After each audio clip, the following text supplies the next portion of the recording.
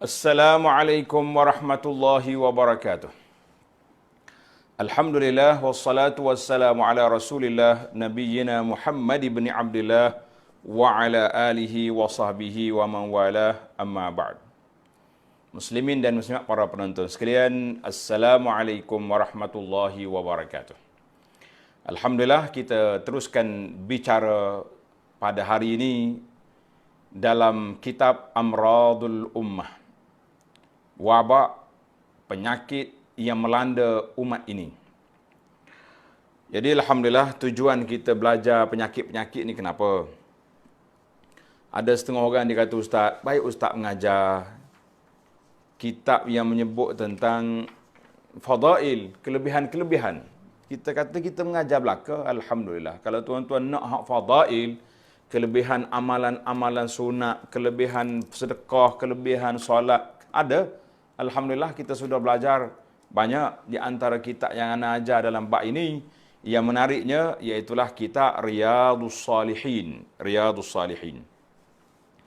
Kemudian kitab tentang penyakit, alhamdulillah ada sebuah kitab yang dalam bab satu bab Riyadhus Salihin, bab perkara-perkara yang dilarang. Alhamdulillah sudah ada beberapa siri kuliah yang kita telah edarkan di dalam bentuk CD dan juga di YouTube.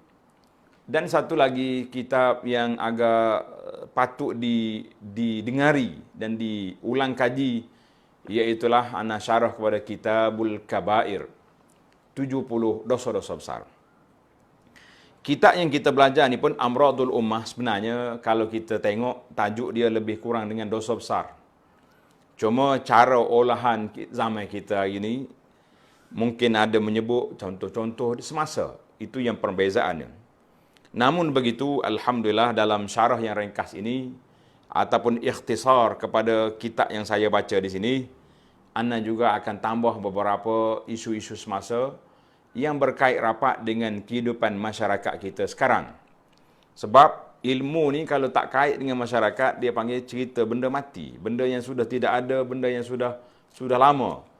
Sebab itulah bila kita belajar dalam kitab-kitab akidah, Aqidatun Najin, Durras Samin, kitab-kitab yang lama-lama, sama ada yang dipelajari di tempat-tempat kita kan, Aqidah Sanusi, kitab Aqidah Tahawi contohnya, isu-isu semasa yang berkait dengan pemikiran sekarang, kita mesti kena tambah. Sebab itulah kitab-kitab akidah yang ditulis oleh ulama semasa, dia akan tambah lagi beberapa grup kumpulan-kumpulan ajaran-ajaran sesat yang melinak masuk di dalam agama Islam kita ini.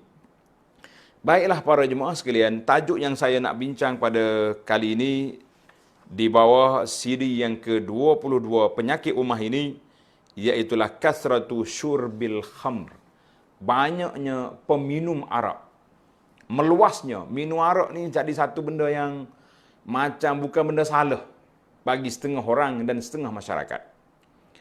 Kemudian ada kaitan dengan arak, kita akan kaitkan sama dengan ganja, dadah, dan juga jangan lupa tajuk semasa yang menjadi suatu perkara yang sangat-sangat penting bagi kita hari ini, iaitulah pandangan ulama semasa tentang rokok.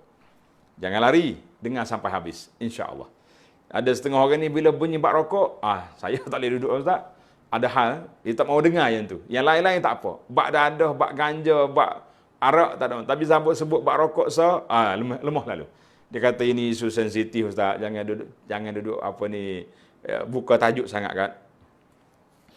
Muslimin dan muslimat, para jemaah sekalian, bila kita kata arak, apakah itu arak? Al-khamru.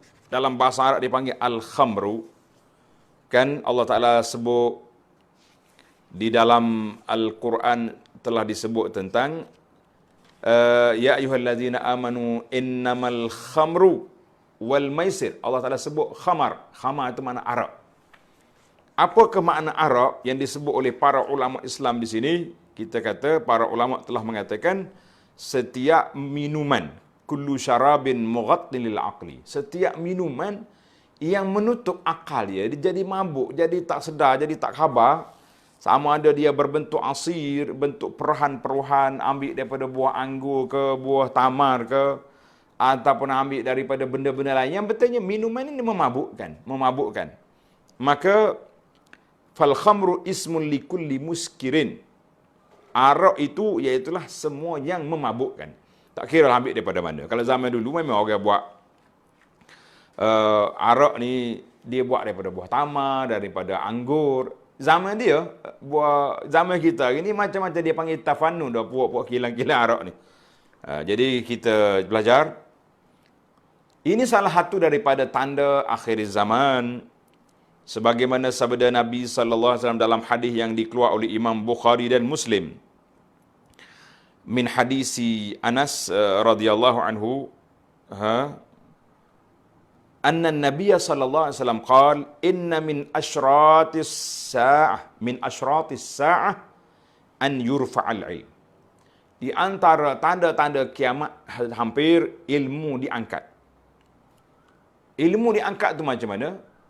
Ulama tafsir mengumpul hadis-hadis menunjukkan ada dua cara Allah Ta'ala angkat ilmu.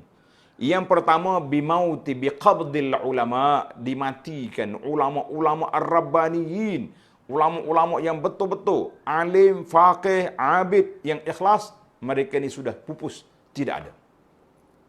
Itu cara diangkat ilmu. Satu lagi, ada orang belajar panjang, tinggi-tinggi, hebat-hebat, kan? Kita bertarah macam-macam tarah. Ada kiai, ada tuan guru, ada profesor, ada dalam bidang apa? Dalam bidang-bidang pengajian agama. Orang ni profesor dalam bidang akhlak, dalam bidang tasawuf, profesor dalam bidang tafsir. Tapi tidak profesor, tidak kiai dalam bidang amalan. Amalan tak ada. Cakap, oh hebat. Tarah jawatan, kemas. Nanti tajuk bab ini kita tengok bab lain. Saya nak masuk bab tajuk kita. Wa yazharul jahl, masya-Allah, dan tersebarnya kejahilan. Masyarakat mengaji banyak, pusat-pusat pengajian pendidikan Islam banyak, tapi jahilnya tinggi darjat. Sapalu mahallu syai' wa yushrab al-khamr, dan diminumnya arak secara berleluasa. Hadis ini hadis di antara tanda-tanda kiamat, orang minum arak itu secara meluas. Maka itu di antara yang menakutkan kita para jemaah sekalian. Dan dalam hadis lain pula, hadis dikeluar oleh Imam At-Tirmizi daripada Imran bin Husain radhiyallahu anhu, sabda Nabi sallallahu alaihi wasallam, fi hadhihi al-ummati khasfun wa maskhun wa qazfun.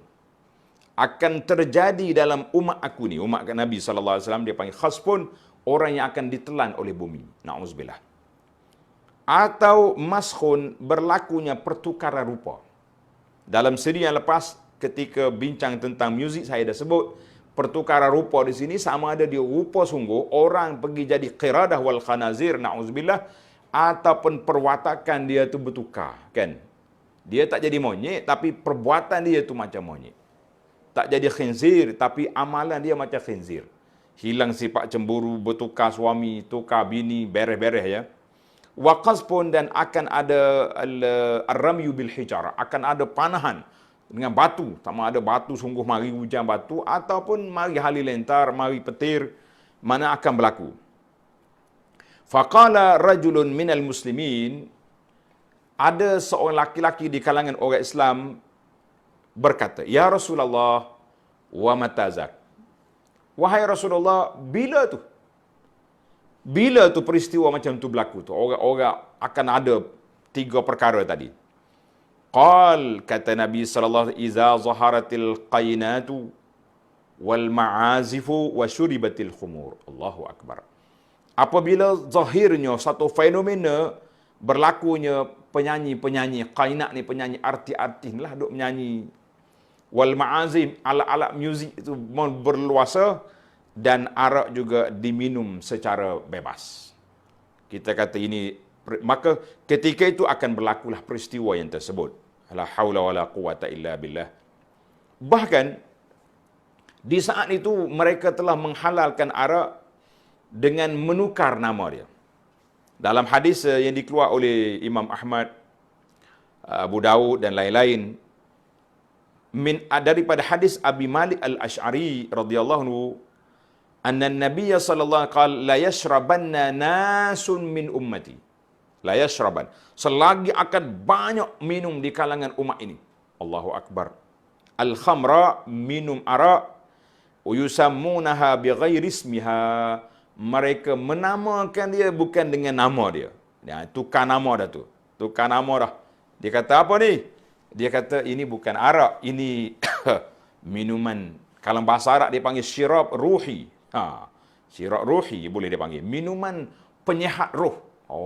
Penyegar tubuh. Macam-macam lah nama. Nah, minuman orang panggil bar macam apa benda. Yang pentingnya dia tukar daripada nama Arab. Untuk maklumat para jemaah sekalian, ana dah tegur banyak kali tentang pertukaran nama. Nama-nama yang diguna oleh syarak, dosa-dosa yang diguna oleh syarak, jangan kita tukar. Jangan ditukar. Contohnya, arak, kita kata apa tu? Arak. Tak sudah cakap lah minuman alkohol lah, minuman-minuman, tak sudah cakap. Dia panggil arak, sebut arak, biar orang sebut. Oh, arak haram. Biar nampak macam tu. Ni apa tu, duit apa tu? Rasuah. Sekarang ni tak ada rasuah. Duit apa tu? Duit kopi lah dia, sebab sahabat kita, kawan, member kita ni tolong luluskan projek, bagi duit kopi sikit dah, tip, apa ni, duit minyak.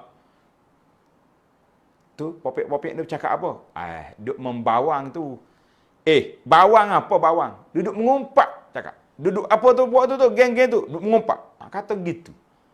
Jadi Nabi kita sebut, sallallahu alaihi wasallam, bagi tahu, akan ada nanti la yastahillanna ta'ifatun min ummatil khamra. Akan ada di kalangan umat aku nanti yang menghalalkan arak. Menghalalkan arak bismin yusammunaha iya, dengan nama yang mereka ubah nama. Ini bahaya ni. Dia tak kata arak, dia kata nama al-masyrubatur ruhiyah. Apalah minuman, apa benda. Yang pentingnya dia tukar nama tu. Nama apa zaman kita ni? Cak kepala angin lah, cak kepala apa benda. Minum-minum. Yang pentingnya arak lah dia tu. Mudah kita buat kira. Dia tu nama arak. Maka dalam Islam, Allah SWT telah menyebut secara jelas pengharaman arak ini. Tetapi, oleh kerana arak ni satu perbuatan amalan yang sebati, bagi masyarakat jahiliah dulu, arak ni satu minuman yang tak boleh nak lari dah. Maka Allah SWT turun 3 kali ayat menyebut tentang timbang tara arak ni. Kan? Ayat yang pertama, suratul Nahli, ayat 67. Wa min thamaratin nakhili wal a'nabi tattakhizuna minhu sakaran wa rizqan hasana. Di antara buah-buahan nakhil, buah apa ni, tamar, wa al-a'nab, buah anggur, tattakhizuna minhu sakaran, kamu telah ambil untuk buat minuman yang memabukkan. Itu kali pertama. Kemudian turun pula surah Al-Baqarah 219, yas'alunaka 'anil khamri wal maisir. Tanya tentang arak dengan judi. Qul fihima ismun kabir. Dua-dua tu dosa besar, tapi wa manafi'un linnas, ada juga manfaat untuk orang-orang nak relax-relax contohnya.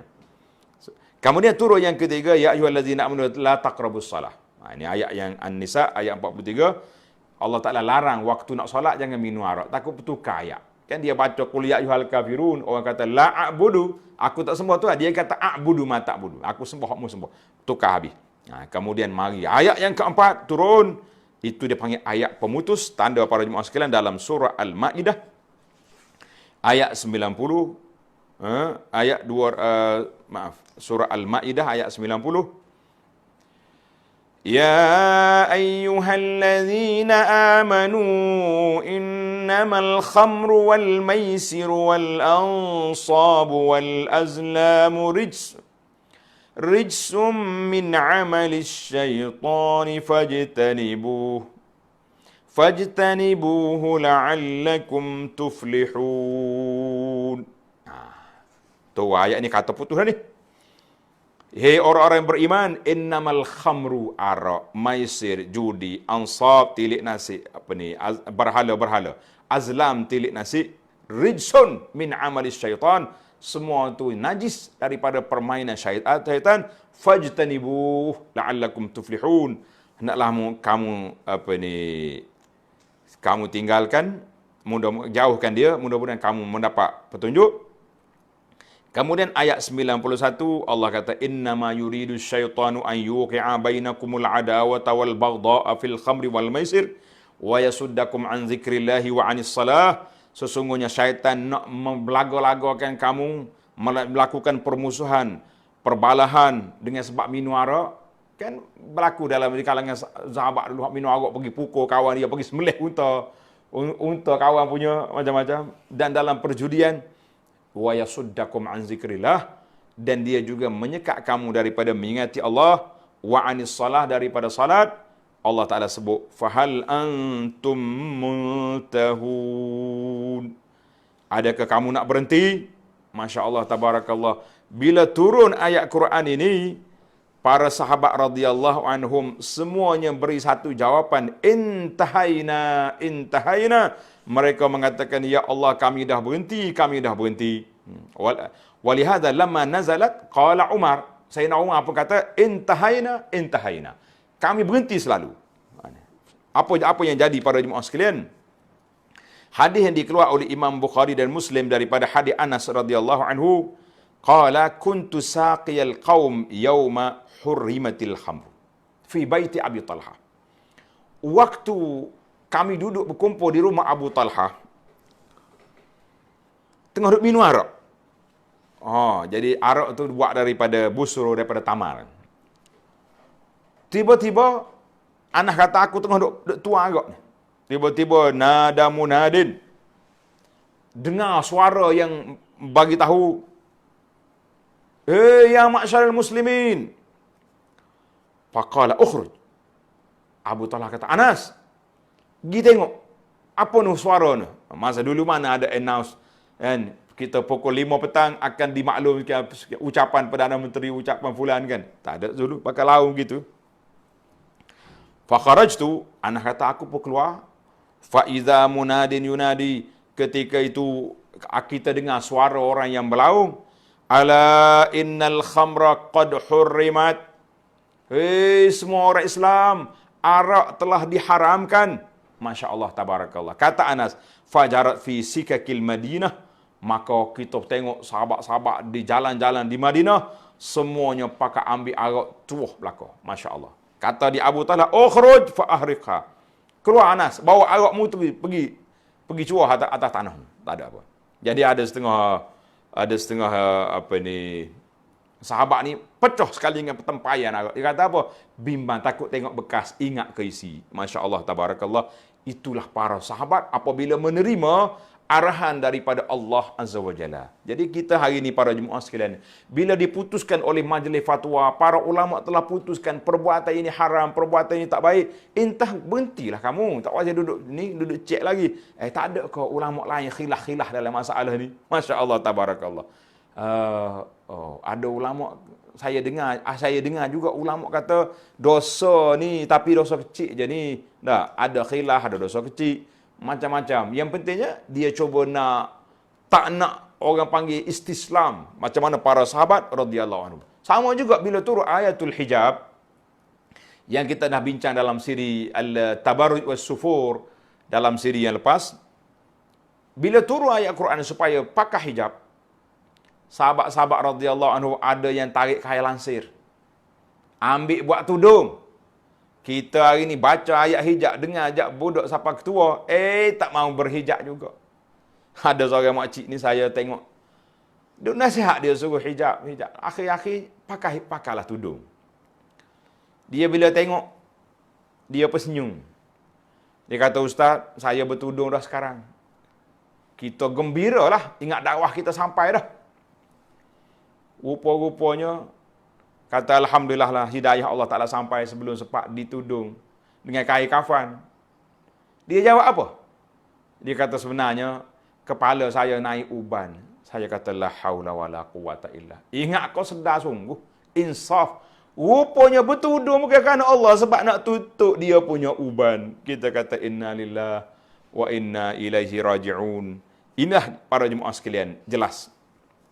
Sangat jelaslah kepada kita, tak boleh nak lari lagi bahawa arak ini sudah jelas. Para ulama semua sudah menjelaskan bahawa hukum arak ni apabila turun ayat Quran ini, arak ini sudah tidak boleh lagi diminum pada saat itu. Ada sebuah buku yang saya usahakan terjemahan, nama dia Keindahan Islam. Cuba ambil buku. Buku Keindahan Islam, di dalam kitab ini ada beberapa bab. Bab yang sangat menarik. Bab dia yang pertama tentang akidah, tentang ibadat, kemudian sampai kepada bab tentang larangan. Bab tentang larangan. Maka kenapa tak boleh minum arak, kenapa tak boleh zina, kenapa tak boleh berjudi, kenapa. Jadi kita alhamdulillah para jemaah sekalian, kita akan beri jawapan yang cukup menarik. Jadi insya-Allah kita akan tengok kelebihan dalam kitab itu tentang pengharaman arak yang telah disebutkan oleh Allah Azza wa Jalla. Jadi para jemaah sekalian, arak ni ada orang kata, boleh je. Tak. Kita nak suruh sedap kita punya gulai ni, masakan ni, kita masuk sikit arak dalam tu, boleh tak dia? Chef, masuk sikit arak. Sebagai perisa. Penambah rasa contohnya kan. Penambah rasa. Jawabnya tak boleh. Mana dalil? Dalilnya adalah hadis Nabi sallallahu alaihi wasallam yang dikeluarkan oleh Abu Dawud dan lain-lain. Ma askara kathiruhu faqaliluhu haram. Benda yang kalau banyaknya mabuk, sikit pun haram.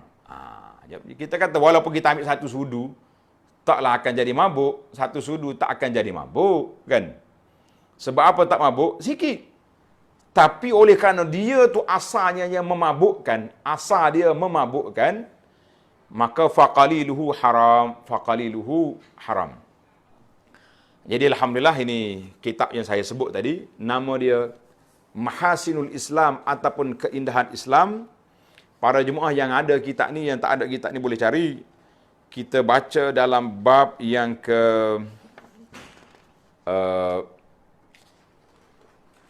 bab larangan. Bab larangan, bab yang keempat, bab larangan, perkara yang ketujuh, arak. Tengok. Arak di muka surat 206. Pengharaman arak ni. Jadi alhamdulillah dalam kitab ini kita telah senaraikan arak ni mudarat dia dari sudut agamanya. Dari sudut agamanya apa? Dari sudut agamanya Nabi SAW sebut la yazni zani hina saya ambil terus dalam wala yashrabul khamra hina yashrabuha wa huwa mu'min. Orang betul-betul beriman dia tak akan minum arak. Hadis ini dia keluar oleh Bukhari dan Muslim. Man mata wa huwa yashrabul khamra, siapa dia mati dalam keadaan dia minum arak, dia tak bertobat, kana haqqan 'ala Allah an yasqiyahu min tinatil khabal usarati ahli nar. Siapa yang mati dalam keadaan dia minum arak tidak bertobat, maka Allah akan memberinya minuman daripada nanah penduduk neraka wal iyazubillah. Itu dari sudut. Kemudian dari sudut mudarat keduniaan, kita tengok arak bukan sejenis makanan yang membawa manfaat, bukan juga minuman yang memberi faedah.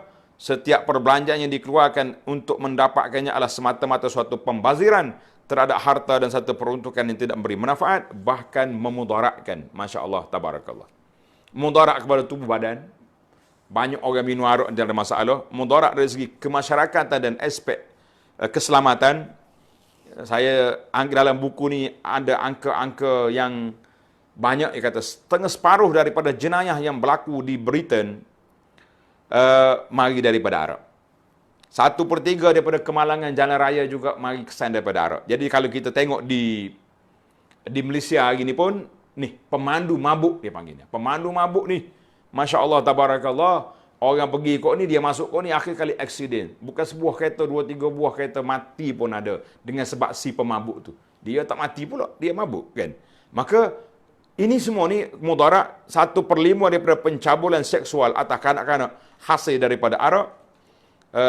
Sebahagian daripada korban kebakaran, kemalangan dalam rumah dan banyak sekali yang Allah Ta'ala yang disebut oleh para ulama. Jadi alhamdulillah para jemaah sekalian, kitab yang kita baca ni nama dia Keindahan Islam ni menarik. Banyak benda-benda yang ini dia panggil kitab ini lebih kepada hikmah syariah. kenapa disyariatkan perundangan Islam. Kenapa haram, kenapa disuruh buat. Alhamdulillah. Baik, kita masuk kepada perbincangan kita tadi. Boleh ke tak boleh kalau kita nak masukkan sikit arak dalam minuman ke dalam makanan ni, masak tak mabuk kan? Jawabnya tak boleh. Ma askara kathiruhu faqaliluhu haram. Daripada hadis Aisyah, kullu muskirin haram. Semua benda yang memabukkan itu haram. Wa ma askara minhu al-farqu familul kafi minhu haram. Yang kalau banyaknya mabuk kan, sebesar secebok tangan ni pun haram. Itu dikatakan oleh para ulama. Kemudian banyaklah hadis-hadis yang menunjuk tentang bahayanya minum arak dari sudut agamanya dan dari sudut keduniaannya itu barak. Baik, timbul lagi ada orang kata biasa ya minum arak ni zaman sekarang ni. Ada setengah orang tu dia kata dia ni kalau boleh minum arak lepas tu jadi aktif. Macam mana kita nak kata? Kita kena ingat, ada satu kes, kisah yang diriwayat oleh Sayyidina Uthman radhiyallahu anhu. Uthman kata apa? Ijtanibul khamra fa innaha umul khaba'is. Jauhkan diri kamu daripada arak, kerana arak ni ibu segala kejahatan. Orang zaman dulu, seorang laki-laki di zaman dululah dia kata, dia ni minat sangat kepada orang perempuan ni. Maka orang perempuan tu minat ke dia. Dia pun macam mana dia nak perangkap si laki-laki ni. Dia kata gini, mungkin panggil dia suruh jadi saksi, suruh mari rumah aku jadi saksi. Bila dia masuk dalam rumah, dia kunci pintu. Dia kata, kita dua ya dalam rumah ni, tak ada orang lah. Tak. Dia nak ajaklah buat benda fahisyah lah, benda zina. Dia kata, mana boleh, aku tak mau. Kalau mu tak mau, ni budak kecil ni, mau bunuh dia. Saya bukan tokoh pembunuh. Mu zina pun tak mau. Ke aku ni tak comel? Tak, comel tapi aku tak mau. Zina tak mau. Bunuh orang tak mau juga. Ambil ringan sikit lah. Apa dia? Tu botol arak. Mau minum arak je lah. Minum arak. Dia kata arak boleh lah. Sebab arak ni tak ada masalah apa-apa. Lepas ni aku taubat je. Kan? Kono-kononya. Dia pun minum arak. Lepas dia minum arak, tengok perempuan ni, lain macam, berlakulah benda yang tak baik. Terlupa tadi ada budak tengok ya, bunuh budak. Dengan sebab arak, umul khaba'is, zina pun jadi, bunuh pun jadi. Ini cerita yang cukup menakutkan. Timbul lagi soalan apa dia? Soalan dia kata, saya tak minum arak, cuma saya tolong angkat-angkat je. Boleh ke tak boleh? Tolong hidang. Ini ada berlaku ni. Anak-anak orang Islam bekerja di pasar yang tertentu, pasar raya, duduk di bahagian section jual arak. Apa yang masalah? Maka dalam hadis yang dikeluar oleh Imam Tirmizi, Abu Daud dan Ibnu Majah dan lain-lain dengan sanad daripada Anas dan Ibnu Abbas dan Ibnu Umar radhiyallahu anil jami', Nabi kita kata apa? La'anallahul khamra. Allah Ta'ala laknat arak. Wa syaribaha, peminum arak. Wa saqiyaha, orang yang menuangkan arak. Wa ba'i'aha, orang yang jual arak. Wa mubta'aha, pembeli arak. Wa asiraha, orang yang buat asir, buat perahan. Wa mu'tasiraha, wa hamilaha, wal mahmul. Orang yang jual angkat, orang yang jual bawa, semua sekali yang terlibat dengan arak, kullu haram. Masya Allah, tabarakallah. Jadi kalau kita ada orang Islam yang anak dia terlibat, terjebak dengan perangkap jual arak ni, kalau boleh carilah kerja-kerja lain yang Allah Ta'ala syariatkan, yang izinkan. Tak usahlah, taklah teruk sangat, kerana itulah kita minta sangat-sangat supaya arak ini dihapuskan dalam negara kita ni. Jangan tunggu pemandu mabuk langgar kita baru nak haramkan, kan? Jadi kita semua benda yang berkait dengan arak ni patut dihapuskan, patutnya dihapuskan. Jangan tunggu COVID mari baru hapus. Sebab itulah bila mari seorang penceramah, pendakwah, dia kata syukran corona. Tajuk dia menarik juga. Saya mula tengok tajuk, kita tengah duduk bala ni, boleh Syekh ni cakap syukran corona. Terima kasih corona. Dia kata betapa lemahnya kerajaan-kerajaan di atas dunia ini. Lemah kerajaan.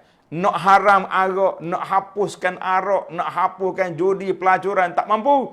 Tapi mari corona, aghlaku jami'al abwab. Dengan sebab corona, kilang arak ditutup, kedai arak ditutup, tempat pelacuran ditutup, tempat-tempat pemabuk semua tidak ada. Kita kata, maknanya ada hikmahnya di sebalik bencana yang ada ini. Jadi Allah Ta'ala nak cabar kita. Hei pemimpin umat Islam. Pemerintah-pemerintah negara-negara Islam yang berkuasa penuh. Kenapa tak boleh haramkan arak ni? Aku kata corona yang kamu tak nampak, barulah nak berhenti minum arak. Kita kata, Masya Allah, tabarakallah. Janganlah kita tunggu bala lebih besar turun, barulah kita nak cari, nak haramkan arak. Tidak. Ada juga timbul, dia kata, boleh kata tak? Tadi kita nak masak arak. Ia ni kita nak berubat, nak buat ubat. Ada orang kata kalau minum arak ni boleh buat ubat. Allahu Akbar. Ada dalam Musnad Abi Ya'la dan Ibnu Hibban dan juga Imam Ahmad daripada Ummu Salamah. Satu hari dia kata intabazat. Mana dia awak perahan daripada anggur lah. Ataupun tamar. Nabi pun mari.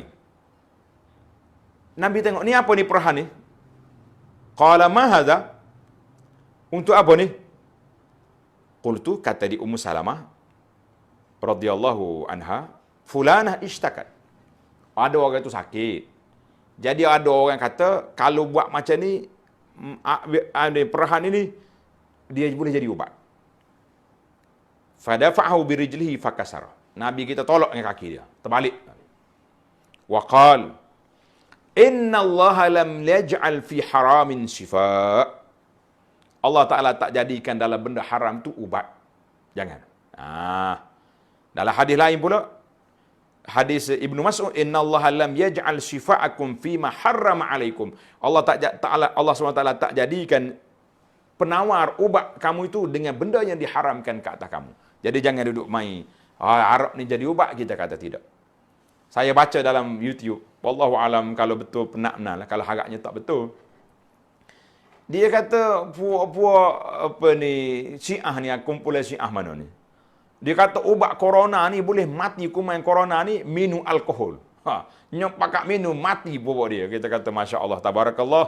Allah Ta'ala sesakkan akidah mereka, sesak pula kepala mereka, boleh jadi macam ni. Allahu Akbar. Ada kata nak ubat corona ni, COVID ni, pergi minum air kencing ayatullah ni. Ulama besar Syiah. Kita kata akhir sekali buat dia mati habis. Allahul musta'an. Baiklah para jemaah sekalian. Arak selesai dah. Alhamdulillah, saya pun dah tunjuk dalam kitab kita ni, kitab Keindahan Islam sudah kita bincangkan. Banyak sekali maklumat-maklumat tentang perkara-perkara diharam. Para jemaah boleh baca dalam kitab saya ni. Alhamdulillah, saya terjemahkan, usaha terjemah. Adakah hukum mukhaddirat dadah? Al-hashish, hashish ni ganja, afyun, candu, heroin, berapa benda lagi tu. Bagaimana?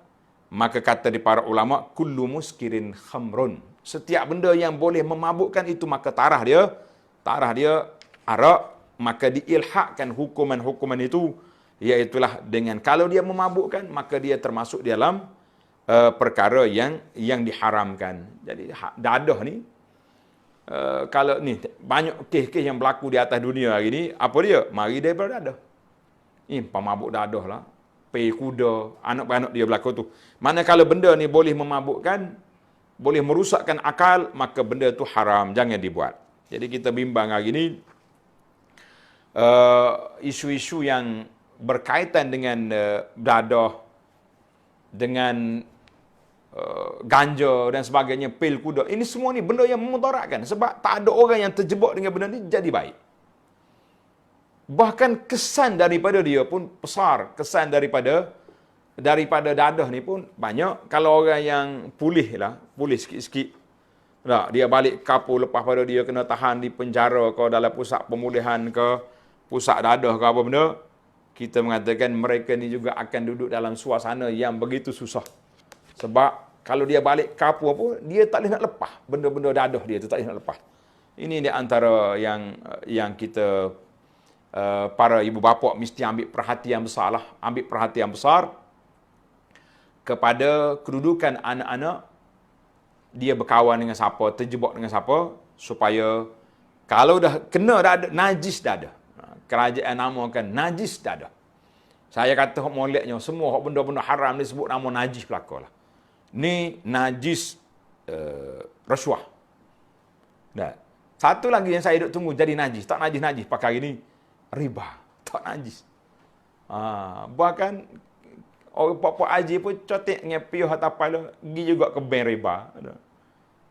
Maaf lah, kawan-kawan kita kadang-kadang staf-staf kita pun ada piuh atas kepala tapi duduk dalam bank riba, kita kata nanya saudara. Dalam bab riba ni kita akan bincang nanti dalam penyakit umat yang seterusnya. Ataupun kita sudah bincang dalam bab riba dalam siri yang lalu. Jadi alhamdulillah para jemaah boleh tengok dalam rakaman kita yang lepas. InsyaAllah kita sudah berbincang dalam masalah ini. Jadi muslimin dan muslimat para jemaah sekalian, kita selesailah dalam masalah dadah, masalah najis dadah, najis segala najis ni. Satu lagi yang terakhir, iaitulah tentang hukum syurb ad-dukhan. Orang Arab kata dukhan. Dukhan ni rokok.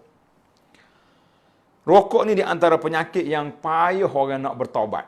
Masya Allah, tabarakallah. Dia kata, Ustaz, yang lain-lain saya tinggal belakang dah. Tapi hak sebatang ni tak boleh nak tinggal. Ni macam mana? Allahu Akbar. Kita kata inilah. Inilah yang menakutkan kita hari ni.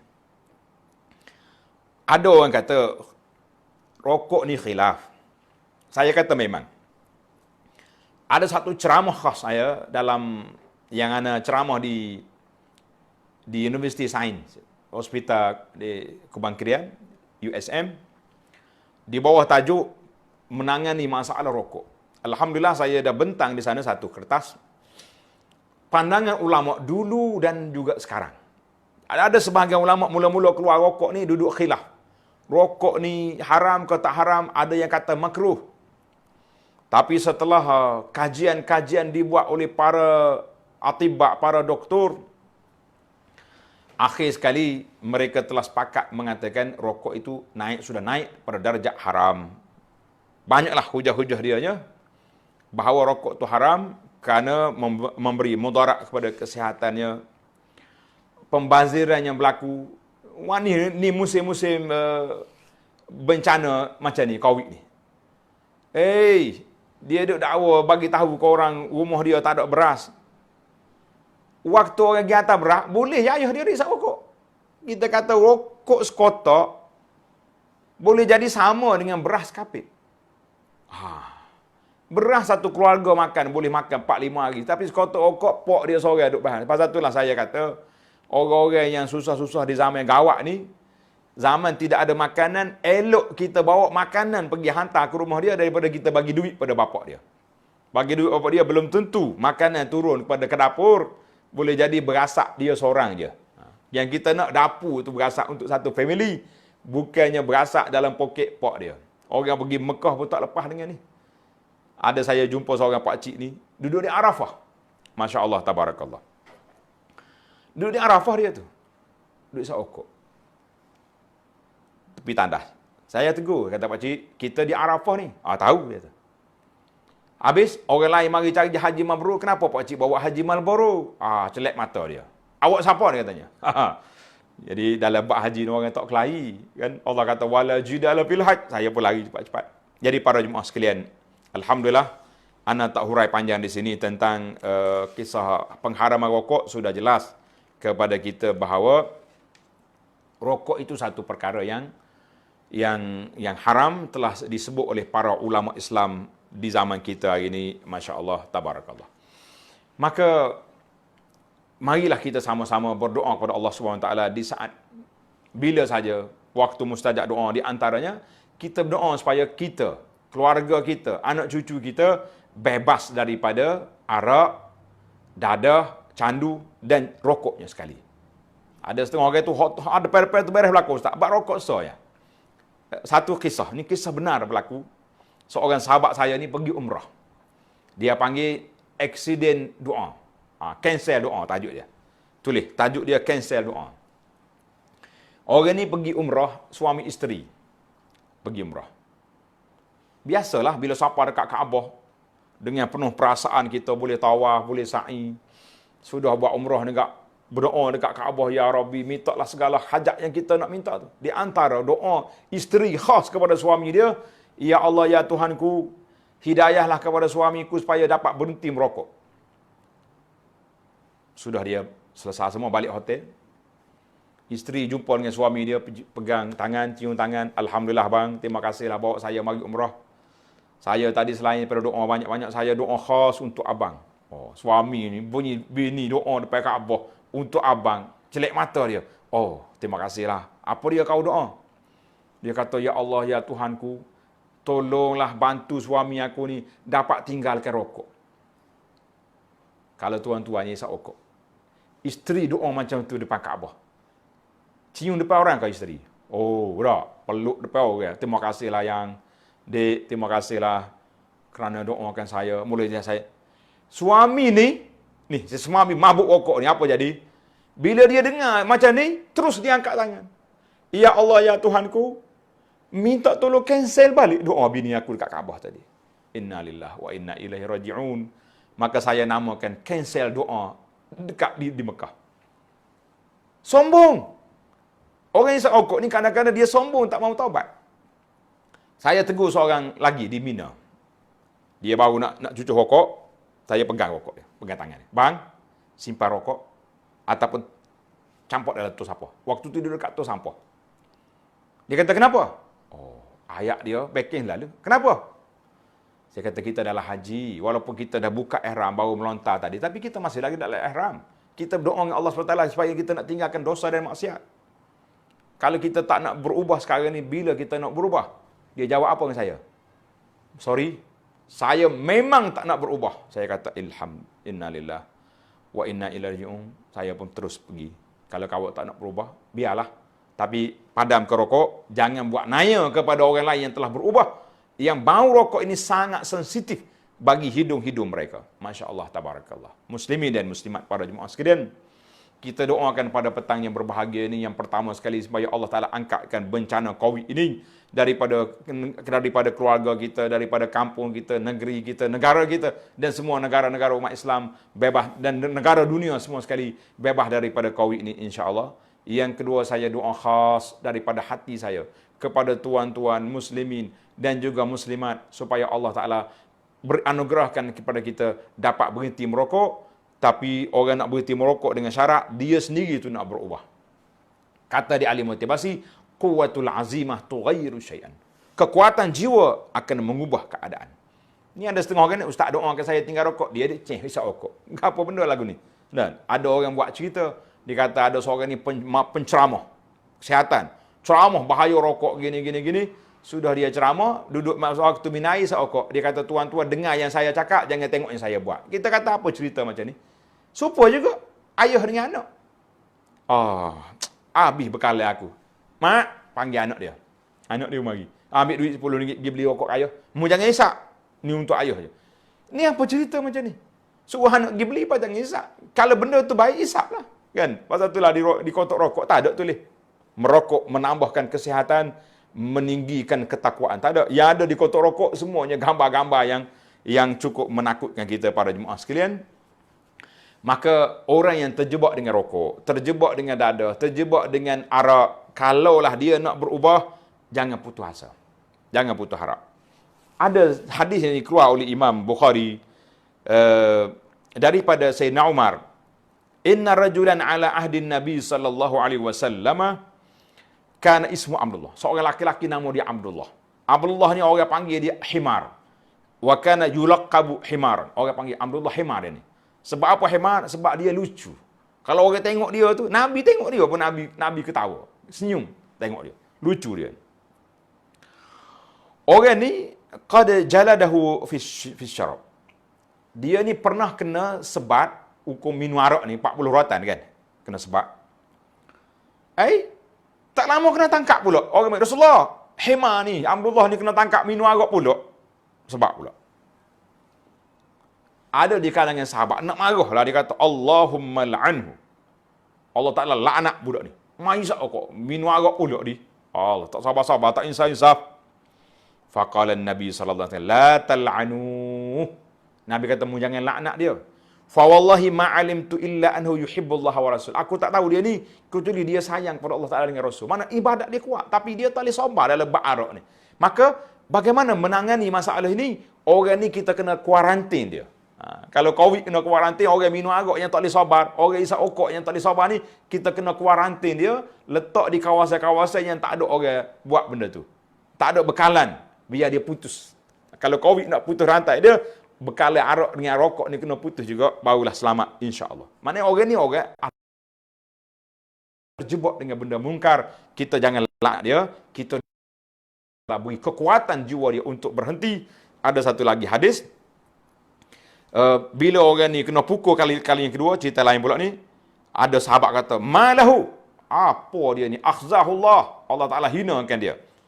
Qala Rasulullah sallallahu alaihi wasallam, takunu auna syaitan ala akhikum. Hey, kenapa kamu cakap macam ni? Kamu jangan jadi pembantu syaitan untuk merosakkan saudara kamu ni. Jangan laknat dia, jangan kutuk dia, cakap baik. Kamu ni kenapa buat macam ni? Tak malu kau Rasulullah? Tak malu kau ustaz? Ni orang-orang sekarang ni daripada ustaz dia bayar rokok. Nak kata apa? Ustaz menanya hidup-hidup. Relax je dia. Ada setengah orang tu kalau dia malu kau ustaz, tak, tengah hisap rokok tu, kalau ustaz lalu pak je tutup. Ustaz pula kesian dia. Panah tangan tu. Tak, dia apa sengih. Kau lepas. Nak kata apa? Jadi hadis ni dalam Bukhari. Para jemaah sekalian, dalam bab arak ni alhamdulillah, dan juga rokok, tamatlah perbincangan kita pada kali ini. Saya syorkan beberapa isu pengharaman ni dalam kitab kita Keindahan Islam. InsyaAllah di sana akan terjawab beberapa perkara yang menarik, yang boleh mencari penyelesaian insyaAllah. Subhanakallahumma hamdika asyhadu an la ilaha illa anta astaghfiruka wa atubu ilaih. Wa sallallahu ala nabiyyina Muhammad wa ala alihi washabihi ajma'in. Jadi para jemaah sekalian, seperti yang telah saya sebut, 2 sesi live kita di musim COVID ini. Yang pertama, selepas solat subuh pada pukul 6.40 atau 6.45 pagi, kita akan tadabbur Quran juzuk 30. Sekarang ini kita berada di surah An-Naba, amma yatasaalun.